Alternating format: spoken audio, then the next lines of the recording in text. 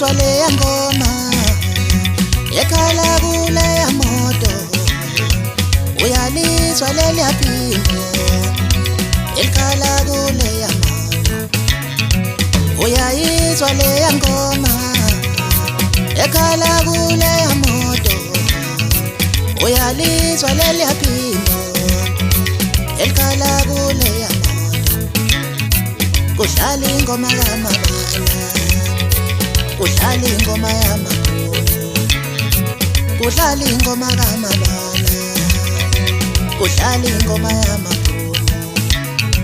Ethi sivimbe ezansi ngale ngoma, sivimbe ezansi. Ethi sivimbe ezansi ngale ngoma, sivimbe ezansi. Safike sayishaya ngoma thina, wajabula bonke abantu, sivimbe ezansi. Safike sayishaya ngoma thina, wajabula bonke abantu, sivimbe ezansi. Akentule ninonke khona into ekhala laphayana. Yasho kamnandi leya ngoma noma bebika lawa bhemu. Yasho kamnandi leya ngoma noma bebika lawa bhemu. Yasho kamnandi leya ngoma noma bebika lawa bhemu. Yasho kamnandi leya ngoma noma bebika lawa bhemu. Ashe angayihlaba madoda, angayihlaba sihlukani madoda, ngikhona lapha kwaTata Mhlekazi madoda. Usho mina ngumzukulu kaBhosho lebhamu zamaBhunu, bathi uphihlika amasimba madala nyama ayipheli kuphela amazinyo endoda. Umkhulu wami ke lo ngithe bekhona njalo umalume bathi untshebe ntofonto, bathi kuchofozela kwentshebe kuyichazile zonke intombi zakomthetho konyamboze engisho khona leyo kodingiswayo leyo kaMasondo kaNongo. Angithi imthalo wethu nguphunywa wabemphethe uphunywa sebedlulile, bathi ugadla bethi agadlanga ugadla ngayibukela bayimagadla zebukela.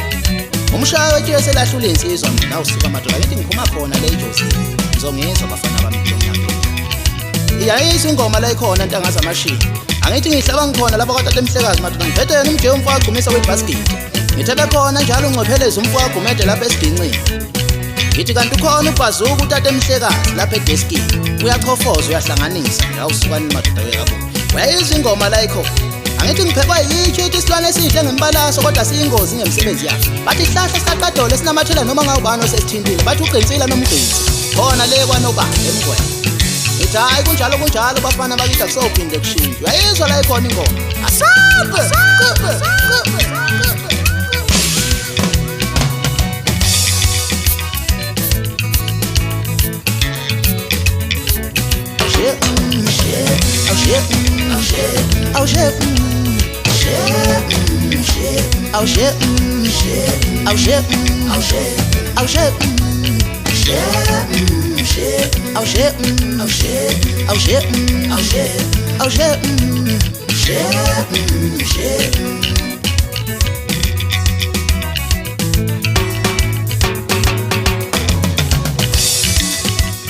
Yasho kamnandi leya ngoma noma bebika lawa bhemu. Yasho kamnandi